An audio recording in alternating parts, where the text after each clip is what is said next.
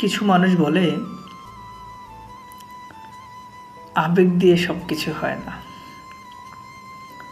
আমি একটু তাদের থেকে আলাদা।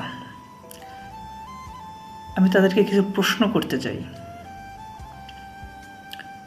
আবেগ নিয়ে যদি আমি বলতে যাই,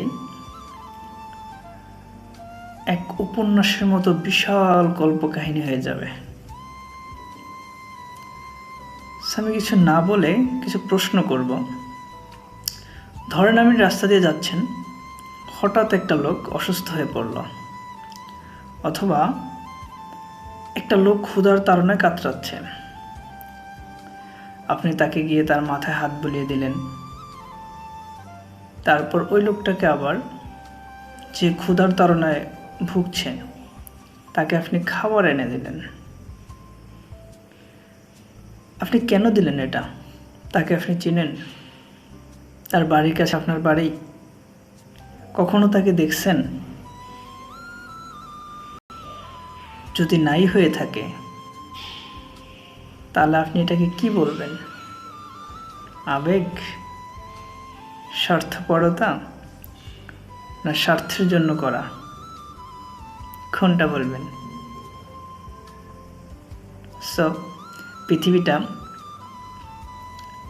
আবেগ না থাকলে চলতো না। এই পৃথিবীতে আবেগ আছে বলেই বিবেকহীন মানুষ কম আছে। যদি আবেগটা না থাকতো, তাহলে বিবেকহীন মানুষের অভাব থাকতো না। রাস্তাঘাটে আপনি পড়ে থাকতেন, আপনাকে কেউ জিজ্ঞাসা করতো না। আবেগের তাড়নায়, অনুভূতিতে আঘাত হানার কারণেই আপনার পাশে একজন না একজন এসে দাঁড়ায়। সো প্লিজ, শুধু শুধু উল্টাপাল্টা কথা বলে লাভ নেই। আবেগ হলো মানুষের মূল্যবান একটা সম্পদের মতন। আপনার ভিতরে যদি আবেগ না থাকে, তাহলে সত্যি আপনি বিবেকহীন মানুষ হয়ে যাবেন।